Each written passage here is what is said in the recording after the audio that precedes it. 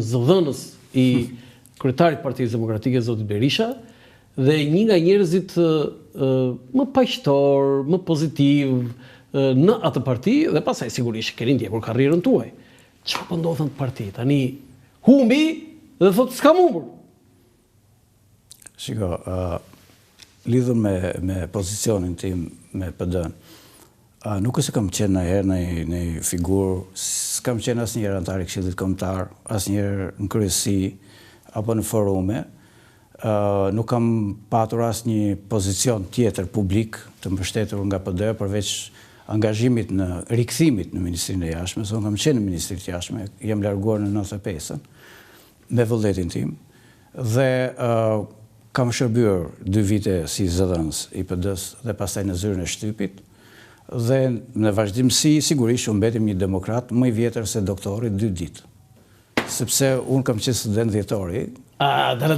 Si ishte kjo, si ishte? Je më i vjetër edhe se Sali Berisha? 2 ditë. 2 ditë? Pse? Si shokët e mi, po kam qenë student dhjetori. Po pse kur erdhi Berisha? Berisha erdhi ditën e dytë. Në 12? Po e ka thënë vetë se ka qenë jashtë. Ka ardhur me Besnik Mustafajin. Po, në 12? Po, dhe mbaj me Bledi Goxhin kur e thirri, tha këtu kemi, tha profesor doktor Sali Berisha. Unë fakt kisha lexuar shkenca dhe jeta edhe po, kisha në arkiv. Kisha përfiturimin që është shumë i vjetër, kur doli aty pash ishte i ri, thash unë edhe pas ka dhe shkencëtar të ri. Ke qenë ndonjëherë berishist? Kam qenë gjithmonë demokrat. Jo berishist. Dhe ndoshta kjo më Si mund mos ishe berishist, se kuptoj këtë unë që zëdhënësi Sali Berishës të mos jetë berishist. Shiko, unë kam filluar kur ka qenë kryetar Tritan Shehu. Dhe Berisha ka qenë president. Aq më keq pastaj. Jo, unë kam shiko, të gjithë i kam miq. Problemi është se unë kam besuar tek Partia Demokratike si institucion prej fillim. Kjo ka patur të mirat e veta për mua, po ka patur edhe anët negative, sepse duke mos qenë i lidhur me një lloj nepotizmi ose një marrëdhënie shumë personale, nuk kam bërë ndonjë karrierë siç kanë bërë shumë të tjerë.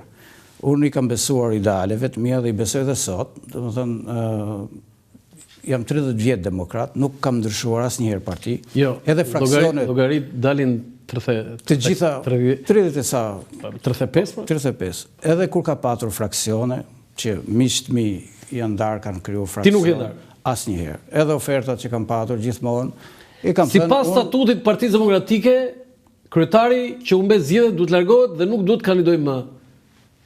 Jeni dakord me këtë që zoti Berisha nuk duhet ikë ose duhet ikë? Me kë jeni dakord? Shiko, është bërë një koncentrim shumë i madh reagimesh tek zoti Berisha. Unë mendoj që ka dhe shumë të tjerë që duhet të reflektojnë. Ka dhe shumë të tjerë që duhet të bëjnë një hap mbrapa. Unë mendoj se Partia Demokratike as nuk bërohet më e mirë, as më e keqe, vetëm me një person, me Sali Berishën, në krye apo jo. Unë mendoj që aty ka shumë persona të cilët e kanë kryer karrierën e vet politike, nuk ka çfarë japin më as Partisë Demokratike. Të jesh deputet nuk është thjesht të jesh i punësuar në parlament, të mos ngatrojmë punësimin administrativ ose punësimin administratën e parlamentit me të qenurit figurë politike përfaqësuese. Shoh që shumë njerëz kërkojnë ndorheqjen e Berishës, natyrisht i mbetet atij për të reflektuar. Unë besoj që do ta gjej momentin e reflektimit dhe uroj ta gjej. Sepse ti mendon që Berisha do largohet? Shiko, nuk është fundi botës edhe largimi i Berishës, një ditë do të largohet Berisha nga Partia Demokratike. Pyetja që shtroj unë është... E thotë jam misionar. Shiko, pyetja që shtroj unë sot është kjo. Çfarë do të ndodhë nëse largohet Berisha? A është kjo parti duke u përgatitur për të vijuar përpara pa Berishën? Së mirë me Berishën erdhi deri këtu çrën si ka. Ai mori 50 deputet. Sa janë 50 deputet. Në fund të fundit riktheu atë që humbi gjatë rrugës, por pjesa tjetër a e mendon se ku janë në raport me misionin e tyre? A ka deputet aty dhe politikanë që mendojnë se përfaqësojnë një mision, përfaqësojnë një parti politike, apo thjesht janë të punësuar me listë për të qenë deputet? Mu më vje keq, shoh atë garen e madhe brenda për brenda për të zënë një karrige deputeti. Ore, në fundit edhe pate karrige jetot, unë jetoj pate karrigen e deputetit edhe mirë të tjerë. Jeton ti, po ata s'kam punë tjetër. Shiko, ka dhe një dignitet, du të ketë një moral. Dhe kur ti kërkosh tjetrit moral në politik? Shiko, kur ti kërkosh tjetrit dorëheqjen, do të mendosh edhe vetë sa ke fituar, sa fushat ke bërë, çfarë ke bërë. Berisha sigurisht për mua nuk ka çfarë bën më tepër, për mua. Po pse rri pastaj dëmton po thon? Nuk ka më ndryshim. Kjo statu quo është për ta gryer Partinë Demokratike. Nuk ka çfarë ofrohet më. Unë nuk besoj, Berisha edhe me qëndrimet për zgjedhjet, edhe me qëndrimet e tjera, është duke përsëritur veten. Po Trump është pro Berisha se ky është diskutimi më. Po se kam marrë në telefon akoma, nuk ma ka hap telefon. Riger nuk të tha gjë? Nuk ma kanë hap telefonin për këtë gjë. Nuk besoj, shiko, e di si është puna, ato respektojnë votën e qytetarëve. Qartë. Përderisa qytetarët shqiptarë votojnë, kaq është. Vim te kjo ëmbëlsira tani. Unë e lexova librin. Për 24 orë dhe e kam lexuar. Do të thënë, ishte i shkriftueshëm në stil dhe madje ti kam shkruar disa gjëra. Ishte Arben Çeku këtu brenda. Ironia, sarkazma, një rrëfim i rrjedhshëm, një stil i rrjedhshëm dhe një autoironi i pashpirt me veten. Nuk ishte i lodhshëm fare. Më bëri shumë përshtypje numerologjia, 11-qa. Kati 11 në të zgjedhjet, muaj 11. Ato sinjale të ynore, ai lartë, baba të amore, sa kanë qeshur aty Ben Çeku. Ai lartë, ai i madhi, ai baba të amori. Dhe disa emra që unë do t'i lexoj tani, personazhet. Tomor Erzeni, unë e kuptoj se për kë e ka Ben Çeku, por nuk po e them se për kë. Lule Shqerra, Fjolla Tymi, Drejtim Kthesa, Pajtim Karari, Breg Kodra, Mimoza Lastari, Puhiza Fresku, Qetësor Bubullima, Drinej Elezi, këto janë personazhet që unë sa i lexoja qeshja. Se unë disa i kuptoja se për kë i kishe. Të falenderoj për mundësinë që më jep. Nuk Ky është romani. Po. Mund të kuptohet si roman autobiografik, por nuk është i tillë. Sepse nëse do kisha bërë një roman për veten time, nuk ka kuptim ta bëj për veten time.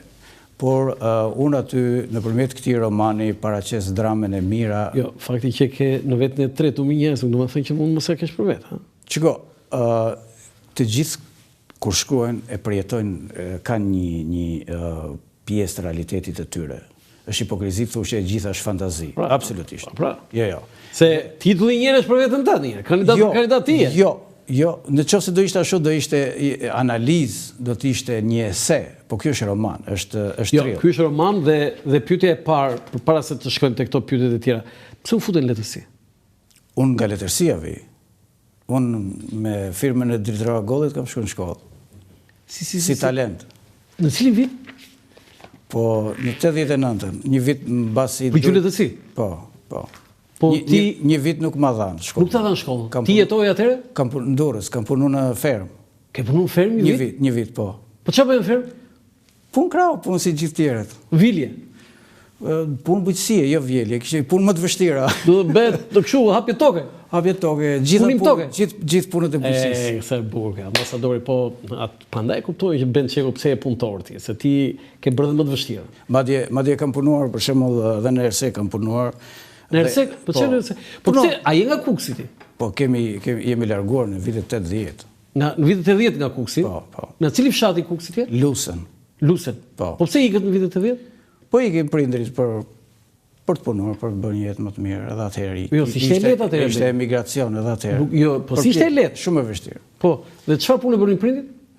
Babai ka punuar në tregti. Po? Në bujqësi.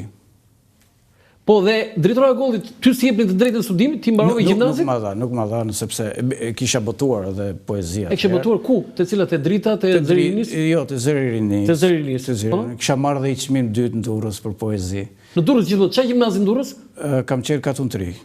Madje ndjes pas. Duke qenë në qytet në Durrës. Ndjes pas me Kololdashi na kanë nxjerr tek ka ato tabelat që nxirrin atëherë shumë të talentuarit. Po, ke qenë në shkollë me Kololdashi? Jo, unë nuk e di kush ishte Sokoli, po ke fotot që nxirrnin. Po. Mbaj mend me ato baluket Kolin edhe ndjes pas kemi qenë në të njëjtën kështu tabel nderi që quhet, po si talente si kështu. Po dhe si ishte rrethanat që drejtori Agolli sugjeroi emrin tënd për të vazhduar shkollën e lartë? Shiko, ka qenë krejt një takim i rastësishëm i njerëzve të mi dhe i kanë dhënë një fletore të timen me poezi që kisha atëherë. Edhe më ka bërë përshtypje që i kishte lexuar dhe kur e kam takuar lidhjet shkrimtarëve, ishte jashtëzakonshme për mua. Dhe i kishte nënvizuar gjitha poezitë, më dha disa këshilla dhe me thënë të drejtën kam edhe disa kujtime nga drejtoroi. Mojko Mzeqo më kam mbështetur në mënyrë të jashtëzakonshme. Dhe ata bën sugjerimin drejtoroi. Po, sepse për shkaqe biografike, unë vi nga një familje e përsekutuar politike.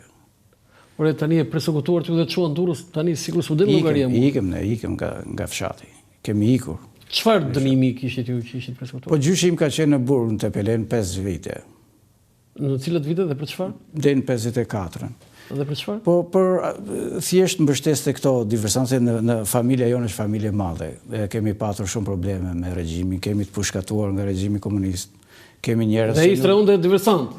Kemi njerëz që nuk ju dihen varret akoma. Po është një histori tjetër që jo, tjetër është do të pyes unë edhe për një gjë më të afërt se kaq po. Çeku mbi emri yt është Çeku, mbi emri yt është lidhur me çekët në Kosovë? Shiko, tani janë bërë disa libra dhe ka pretendime që kemi një marrëdhënie me Agimin. Me Agim Çeku? Jeni një trup? Kemi në Prizren, po ashtu, një pjesë të familjes. Jo, ne nga Kuksi, kur kërkojmë shumë e shumë, pastaj ne dalim edhe nga zona veriore e Kelmetit e kështu. Çeku mua më rezulton nga to. Ka dhe në Korçë, ka dhe në Mat. Në vitet 20-30, shumë kosovar, shumë po them, kanë ardhur në Shqipëri, po tek familje, jo kështu masive, dhe merrin në shtësi shqiptare. Tani, vim te kandidati për kandidat. Tani, fabula mua më... Pra, të sqarojmë te kandidati për kandidat. Spundo ka qenë pikërisht nga ajo biseda që kemi bërë dhe në prej atëherë gjitha proceset i kam parë me këtë sy se si zhvillon me ironin, me thënë të drejten, edhe përpjekjet e gjithë atyre njerëzve që përpiqeshin të bëshin kandidat për deputet dhe nuk arrinin dot. Dhe kjo nuk është drama e një personi, unë kur nuk e shkruaj për veten time, është drama e shumë intelektualëve, dhe kjo është një apel për partitë politike që kanë mbyllur dyert dhe i hapin me listë, por nuk i hapin tamam. Dhe në qoftë se nuk bëhet demokratizimi real i partive politike, në qoftë se nuk ka shanse të barabarta, në qoftë se njerëzit që duan të merren me politik kanë barriera dhe pengesa, mos prit që të ketë ndryshim me lëndi. Ka pasur shkrimtar që bën politikan, po edhe politikan që pastaj që bën shkrimtar. Ti ku je? Unë jam një gazetar që kam ushtruar zanatin e diplomatit, edhe shkruaj, për të mos pat ndoj pretendim për të qenë në shkrimtari, ma thjesht shkruaj, sepse unë të shkruaj në shoh si një dram, edhe është një... Kur shkruan, unë nuk shkruaj për të bërë emër, as për të shtuar titujt, as për të shtuar parat. Thjesht, ky libër, për shembull, është një apel i madh dhe është një dramë e madhe që ndodh në politikën shqiptare ka 30 vjet. Si majtas edhe djathtas.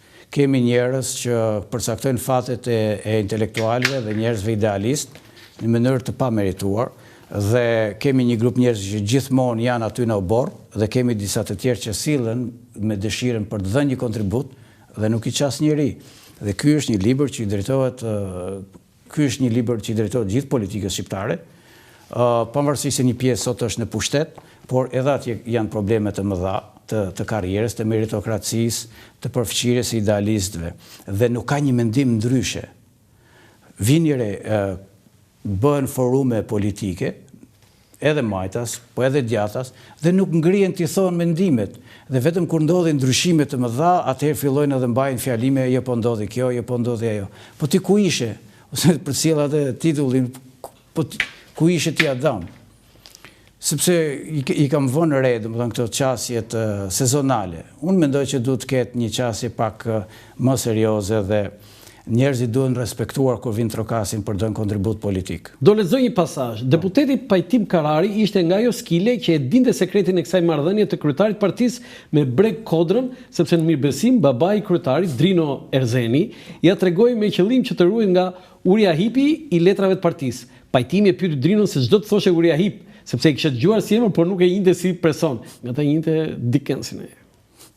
Drino me fines për të mos e fyer se natyrisht ishte më i lexuar se sa mekaniku i dëkushëm, i tha se Uria Hipi nuk ishte njeri i vërtet, por një heroj lehtësisë që simbolizonte servilizmin, nështrimin, mungesën e moralit shpirtëror, manipuluesin dhe lakmitarin e sëmur. Ben, kjo ironia jote dhe këto emra mua më kanë shkrisë qeshuri. I kam patur dhe i shohim për ditë rrugëve. I shohim për ditë nëpër televizor dhe janë njerëz që jetojnë vërtet edhe unë pavarësisht se nuk kam patur në mënyrë eksplicite në mendje persona të caktuar, sigurisht kam një eksperiencë 30 sa vjeçare, një shumë që ke pasur në mendje ti persona të caktuar asnjë vend diskutimun, unë lexoj emrat Breg Kodra dhe unë e kuptoj se për kë e ke. Unë lexoj Pajtim Karari. Deputeti Pajtim Karari. Po deputeti Pajtim Karari. Për ata që na shikojnë. Fjala sepse edhe kur kam vënë emrat kam patur një farë qëllimi të caktuar. Për shembull Pajtim Karari, edhe fjala pajtim, edhe karar që vjen nga turqishtja, janë e njëjta gjë, pra pajtohesh, i jep karar në një farë mënyrë, ka një lloj pajtueshmërie dhe ai i kishte vënë karar që do të dilte në pension patjetër si deputet. S'mund të dilte ai më herët që t'i japte rrugën një të riu. Edhe kjo s'kuptohet fare se për kë e ka Arben Çeku. Jo, kujt i djeglet ta mbaj. Unë e tha. Po. E tha. Jo, absolutisht. Do atë që unë kuptoj. Po. Ky nuk e thot. Po ky tha këtu, atij që i djeglet ta mbaj. Shiko, themi Pajtim Karari. Po. Unë e di se për kë do të them pas emisionit. Jo vetëm për atë. Jo, janë shumë pajtima. Të jemi sinqert. Ore për kë në mënyrë kështu eksplicite po them ore. Ore, janë shumë që do ta gjejnë. Edhe këtë Drino Erzenin janë shumë që do ta gjejnë veten aty. Më vjen keq, po do ta gjejnë shumë veten aty. E ke fut David Copperfield, e ke futur. Ke shumë gjëra aty, është edhe këto personazhet e tjerë prit Tamur Erzeni, edhe këtë. Ai që i thot ai drejtori, nga si u bë, thot ky, thot Pajtim Maniveli, thot u bë si Machiavelli, thot. Po, e ka lexuar, po. Më pëlqeu dhe Lule Shqerra. Lule Shqerra, po. Fjolla Tymi. Po mirë, ajo Lule Shqerra e merr atë vllajën dhe e çon për të parë ato magjirat për ta bërë figurë, për ta bërë. Po Puhiza Fresku? Prurje e re, pra që edhe që të gjithë Mimoza Lastari. Po që gjithmonë është një elegante lastar gjithmonë. Po qetësor bubullima, edhe qetësor dhe bubullima. Po. Ben, shumë le t'ja lëmë në dorë atyre që do ta lexojnë. Natyrisht është një roman politik. Natyrisht që vëgishin në plagën e politikës shqiptare të këtij tranzicioni. Kush gjen përgjigje për pyetjet që ka patur gjatë kohës, më vjen mirë. Nuk dua t'i bëj reklam librit, se duket sikur bëj reklam për librin, por po është gabim ti bësh reklam librit? Unë mendoj, gabim. Gjithsesi, reklam është fjalë, domethënë komerciale, po ti do ta bësh të njohur librin, po. Në vitin 2000 kam bërë një ese politike që ka kaluar pak në heshtje, quhet Demokracia e imponuar. Po, unë e kam lexuar. Po, dhe aty shqetësimi që kam ngritur unë është pse mekanizmat duhet të kontrollohen dhe të bëhen të tillë që të diktojnë ty vendimet që quhen gjoja demokratike, por që në fakt që në piknisje deri në përfundim nuk janë as pak demokratike. Dhe çfarë ka ndodhur? Ka patur një mbivendosje të rolit të kryetarit ose të autokracisë dhe një zhbërje të mekanizmit të votës së lirë. Vota e lirë kërkohet tani për në parlament, po vota e lirë duhet kërkohet që brenda partisë. Po, pra, edhe ky libër, për mendimin tim, ngre shumë alarme dhe shqetësime, sepse ne kemi bë 35 vjet dhe nuk jemi pjekur akoma. Edhe sa vite na duhet për të funksionuar si një shoqëri demokratike e lirë. Sa njerëz ke parë ti që ngrihen sot dhe t'japin mendime që do t'i japin pasi të largohet Berisha nesër pas nesër, që nësi ka. Do t'i japin mendime? Ju do jeni këtu kur të ngrihen pikërisht ato që i servilosën sot, do ngrihen dhe do thonë 100 zezat për te, sa po të japi largim. Sepse e njëjta gjë ka ndodhur, unë i kam njohur të dy, unë kam punuar me Berishën, kam pa edhe se si funksiononte edhe me zotin Basha. Tani kjo ishte pyetja ime. I kam parë të gjithë njerëzit. Nga kush është gënjur më shumë, nga Basha apo nga Berisha? Them të drejtën, e fundit është zhgënjimi për lidhur me këtë angazhimin politik, të cilin e kisha me shumë rezerva, me shumë droje, por me shumë pasion, sepse ju e dini, u votova në zonën e Kukësit, isha i pari që dola si emër, dhe pastaj isha i fundit që nuk dola, mbeta kandidat për kandidat. Sigurisht që e kisha nga Basha, për shkak se do doja që të kishe një qëndrim më serios në raport me këtë gjë, ta vlerësonte angazhimin dhe votën e qytetarëve atje, dhe të thoshte që për arsye X, që në fillim, por unë beta 3 javë në për televizione dhe ju qoja mesazh kolegëve të mi si puna jote, dhe i thoja, Agron Gjekmarka atëherë ishte, ende nuk ishte deputet, dhe i thoja, Goni të lutem, mos e përmend sepse nuk është ende zyrtare. Dhe u vura një pozitë shumë të vështirë. Pra, në njërën anë isha publikisht isha një kandidat, në anën tjetër u nënvlerësua dhe u bën një shkëmbim me dy miqëmi që nësi ka. Kush shkoj vëndën tëndë? Shkoj një deputet shumë i mirë, Flamur Hoxha. Po dhe? Dhe kush tjetër? Flamur Hoxha ishte caktuar në Kamës, në fakt. Dhe kaloj nga Kamësa? Nga Kamësa shkoj në Kukës, dhe u kryu një mundësi dhe për Flamur Nokën që tjetë në Tiranë. Unë jam shumë i nderuar. Dhe më thënë ti që janë flamuj, jo flamur, për flamuj ti i ke kështu. Shiko, të me dhe një gjë, nuk e cakton vetëm kryetari partisë karrierën fatin tëndë. Është i madh i Zot që i cakton dhe beso. Unë isha shumë i nderuar kur plasi sherri në Partinë Demokratike që unë nuk isha deputet dhe nuk isha i detyruar për të mbajtur pozicion. Po, sa vota more ti? Mora shumicën. Kalova dhe në atë komisionin që këshin vënë këj partia. Ajo, pasaj. Po, do më thënë ti... Mora dhe urime nga... Ti e më ish gënjur nga Basha që të la kandidat për kandidat, po Berisha nuk të vuri kandidat fara? Shiko, asja kam kërkuar, as ka qenë... Por e nuk të vuri e imo, që të kërkoj, ti të kërkoj, po s'kërkon ti, mos je nga Jo, kur si kam kërkuar as kujt, por në atë periudhë Berisha ka qenë ish kryetar. Natyrisht kishte shumë njerëz që kalonin nga zyra e Berishës, por unë kam respektuar gjithmonë institucionet, duke menduar që ai është kryetari i partisë, ma atë kisha. Tani, edhe i pyetje për Romanin, kë vlerëson nga këta politikanë shkrimtarë politikanë, se nuk ka pak, se është Muziku Safaj, Namik Dokle, Ben Blushi, ka një grup.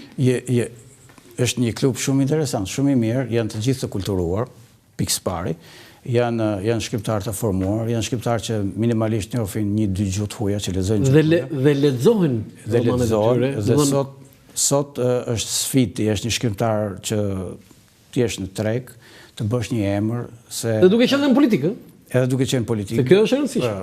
Janë një grup shumë i mirë dhe mua më vjen shumë mirë, mund të konsiderosh shkriptar modern. Natyrisht që letërsia po kë vlerëson prej tyre? Të gjithë për... Edhe këtu diplomatë ben? Jo diplomatë. Mirë, po ta bëjmë drejt për drejtë, si e vlerëson Ben Blushin? Mirë. E vlerësoj mirë. Mas më shgënje kështu tani mirë për Ben Blushin, kaq dhe e the kështu më këpute shpirti më këpute. Jo, prit. Më këpute në mes të më këpute. Jo, po prit se nuk kam qefti...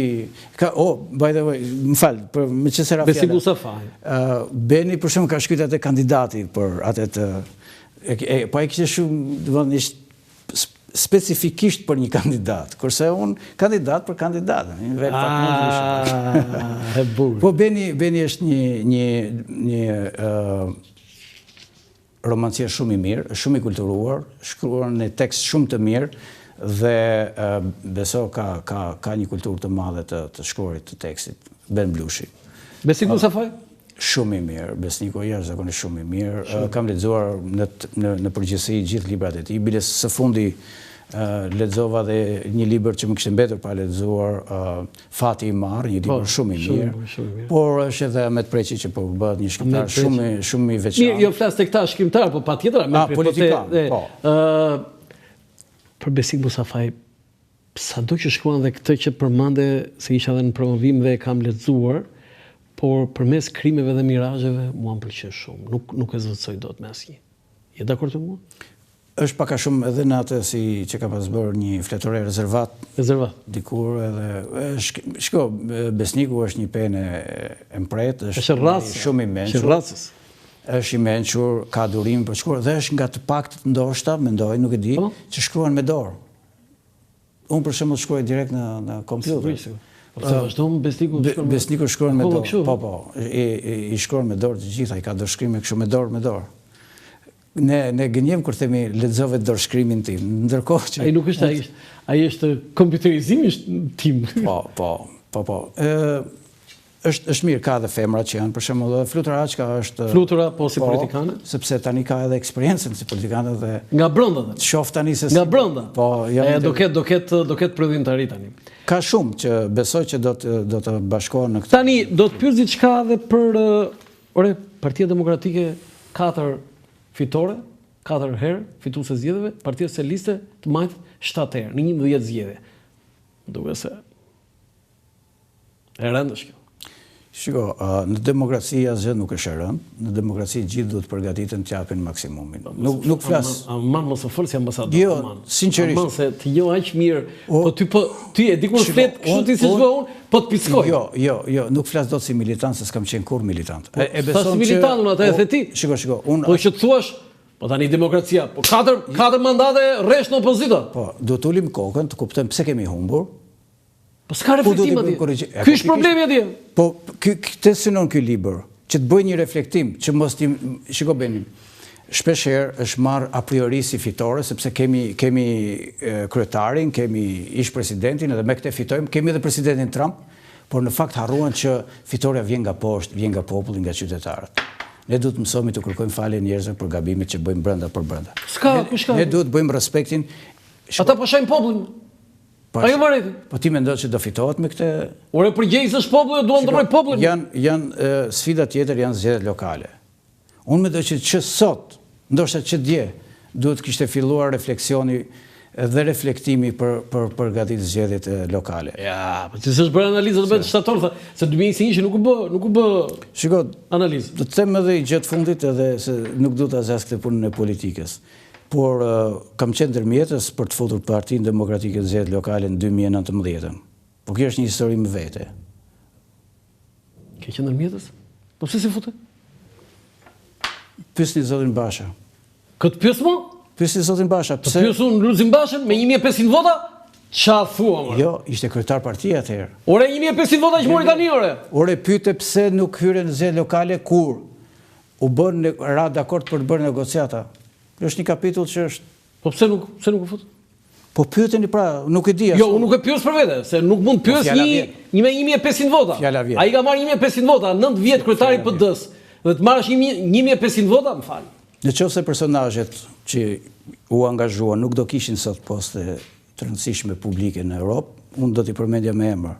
Por sot nuk i përmend dot me emër, se nuk kam autorizimin për t'i përmend me emër. Por ka qenë një angazhim shumë serioz nga Gjermania. Dhe janë bërë edhe disa ftesa, një 8 ftesa nga Edi Rama. Po ti po na jep një lajm kështu, tani unë thash të mbyllit të kësaj, po tani pritani, mbaj çik frena tani prap. Unë me frena po e gjithkohës. Do të thënë në atë që quhet gabimi më i rënd, faji më i rënd i Partisë Demokratike që nuk futet zgjedhjet lokale të vitit 2019.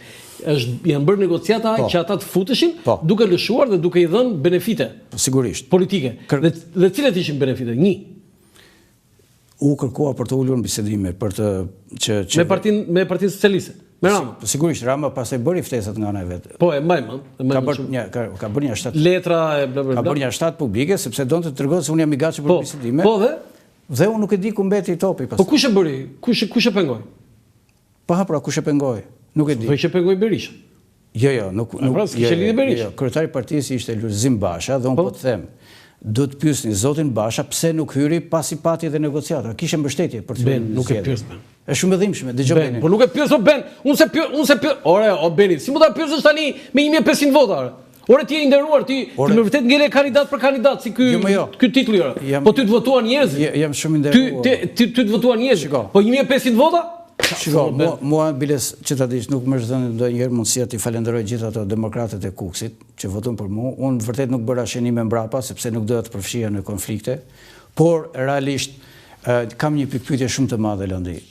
Pas gjithë asaj periudhe ku u angazhuan njerëz shumë serioz për përfshirjen e opozitës në zgjedhje lokale, opozita më në fund vendosi të mos hyjë në zgjedhje. Dhe ajo dramë cili ishte negociatori huaj? Personalitete shumë të rëndësishme. Edhe sot të Evropës? Po, të Gjermanisë. Të Gjermanisë? Edhe sot kanë poste shumë të rëndësishme. Po, ma thuaj. Jo, nuk e them. Nuk e them. Jo, nuk mund ta them. E bërë diplomat. Tani, Mehmetçeu 27 vjet 3 muaj, Edi Rama 12 vjet, Enver Hoxha 9 vjet 9 muaj, Adil Çaçani 9 vjet e 1 muaj, Sali Berisha 8 vjet. Çfarë do të thoni ka kjo? Kryeminist. Se po thuaj se ajo bëj gjithë këtë pyetje. Shiko, kjo është një statistikë që tregon shumë. Jo, mund të qeverisësh 2 vite dhe mund të bësh reforma dhe ndryshime shumë të mëdha. Se me difrashë janë këta? Shiko, sa aq ndendim me difrashë. Shiko, edhe Edi Rama, pse të qëndrosh, është një lloj mund të qëndrosh në klasë 7 ose në klasë 6, 5 vite, nuk ka rëndësi. Rëndësi ka se çfarë po bën. Mos mendojmë ne se është zgjidhja, pse s'ka fituar opozita, është zgjidhja kjo që është një statu quo. Po? E cila nuk po sjell në ndryshim të madh. Nuk ka asnjë nevojë e ndryshimit. Është një pamundësi e ndryshimit, por jo se ka ndodhur një ndryshim i madh fakti që ka edhe një mandat tjetër Edi Rama. Nuk ka rëndësi numri mandateve. Rëndësi ka cilësia e jetës së qytetarëve, rëndësi ka se ku rreshtohemi ne në raport me të tjerët dhe ato vitet mund të qeverisësh 3 vjet, mund të qeverisësh 10 vjet, 20 vjet, nuk ka rëndësi. Për mua nuk i kushton shumë rëndësi vite. Nuk jam statisticien për këtë. Tani, krenaria jote më e madhe në jetën tënde, nuk janë as këto, do të thënë, romanet e as karriera jote, po janë 2 fëmijë të tu të mrekullueshëm, 2 djemt të tu që janë model jo vetëm për familjen e madhe Çeku, po model edhe për shumë shqiptar tjerë. Tani na trego pak për ata 2 yjet e tu të jetës tënde. Edhe unë si shumë baballar të tjerë, jam një babaj dështuar. Sepse... Një babaj dështuar? Po. Si du t'jesh krenar për fëmijët e tuaja? Jo, prit. Sepse nuk arritëm t'i mbajmë në vendin tonë. Fëmijët e mi janë shkolluar dhe kemi investuar... Si quhen djemtë tu? Jon dhe Rin Çeku. Joni ka mbaruar në universitetin... Sa vjeç është Joni? Joni është 26, ka mbaruar në Universitetin e Torontos për matematikë dhe ekonomi. Rini ka mbaruar... Jo, Joni ku punon? Joni punon në bankën më të madhe kanadeze, TD Bank quhet. Më vjen keq se... Djali tjetër? Djali tjetër ka mbaruar kolegj për inxhinieri ndërtimi, Rin Çeku. Ku? Në Toronto. Në Toronto? Të dy kënë Toronto? Të dy janë në Toronto. Po ti rrin Tiranë me gruan djemt atje, çfarë bën ti këtu? Edhe shkruajmë libra. Po shiko, nuk jam vetëm unë, janë me mira familje shqiptare që jetojnë këtë lloj drame dhe më vjen keq. Po tani ata janë bërë kanadez tani je bërë ti kanadezës? Jo, ata si ja bën më? Ata mbeten shqiptar, si shumë mira shqiptar të tjerë të ri, janë një brez. Mbaruan të mesme këtu? Po, janë një brez i mrekullueshëm të gjithë. Dhe uroj që një ditë Shqipëria të bëhet e tillë që të kenë mundësi të kthehen edhe të kenë një shans për... Duan të vinë? Po, patjetër. I ndjekin. Të punojnë në një ministri për një sektori me rrogën 500.000 lekë, jo 700.000 lekë. Jo, nuk është vetëm zgjidhja ke shteti, ke punë e shtetit. Po të kush? Ata mund të vinë të punojnë privat, mund të punojnë për kompani të ndryshme. Tani tregu është bërë global, nuk është thjesht Shqipëria.